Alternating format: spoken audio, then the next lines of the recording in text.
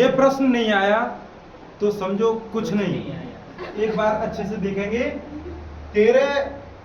13वां प्रश्न है ये आपका, एक वृत्तखंड के चतुर्थांश का क्षेत्रफल ज्ञात करो जिसकी परिधि 22 सेंटीमीटर है।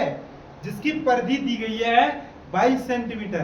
तो देखेंगे, देखना ये जो वृत्त है इसके चतुर्थांश का क्षेत्रफल, अर्थात किसी भी वृत्त में 4 चतुर्थांश होंगे, 4 चतुर्थांश होंगे। उसमें देखना कैसे, जैसे हमने इसको 4 भागों में विभाजित किया तो इस वृत्त का पहला चतुर्थांश, दूसरा, तीसरा और ये चौथा। तो दिया क्या गया है, इसकी परिधि दी गई है। परिधि कितनी, देखना 22 सेंटीमीटर परिधि दी गई है। तो चतुर्थांश जब निकालेंगे तो इसके एक चतुर्थांश का कोण कितना होगा, एक चतुर्थांश का कोण होगा 90 डिग्री। यदि आप त्रिज्यखंड के सूत्र से यदि निकालना चाहो तो उससे भी निकल सकता है। यदि वृत्त का क्षेत्रफल निकालने के बाद उसको 4 भागों में डिवाइडेशन करेंगे फिर भी वही मान निकलेगा। तो देखना ये दिया है क्या दिया है, वृत्त की परिधि बराबर 22 सेमी।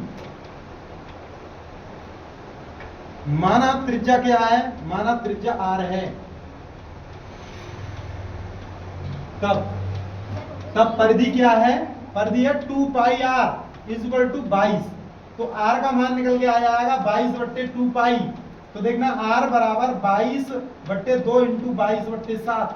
तो देखना 22 से 22 कैंसिल, r का मान निकल के आएगा 3.5, 3.5, अर्थात 7 के आधे 3.5। यदि हम कहीं पर रखेंगे तो 7/2 ही रखेंगे, ये सेंटीमीटर में।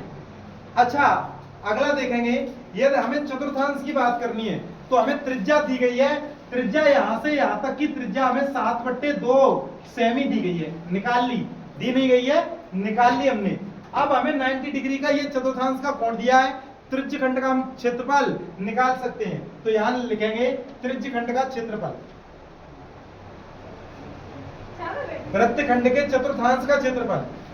तो देखना चतुर्थांश का क्षेत्रफल निकालेंगे, देखना चतुर्थांश का क्षेत्रफल क्या होगा, देखना चतुर्थांश का क्षेत्रफल क्या होगा, पाई r स्क्वायर θ/360। पाई का मान 22/7 इंटू r का मान 7/2 इंटू 7/2 इंटू थीटा 90 डिग्री बट्टे 360। तो ये 0 से 0, 9 चौक 36। देखना 7 से ये 7 कैंसिल और ये देखना 2 से ये 11 बार। तो ये हो जाएगा क्या, 11 इंटू 7 और ये बचेगा क्या, देखना ये 7 कैंसिल हो गए हैं और ये 2, 4 दूनी 8। तो 11 7 77, 77/8 और सेंटीमीटर स्क्वायर, सेमी स्क्वायर। ये आपका आंसर होगा चतुर्थांश का क्षेत्रफल। तो इस प्रकार से यदि ये प्रश्न समझ में आया हो तो वीडियो को ज्यादा से ज्यादा शेयर करें और MSc क्लास को फॉलो करें। धन्यवाद।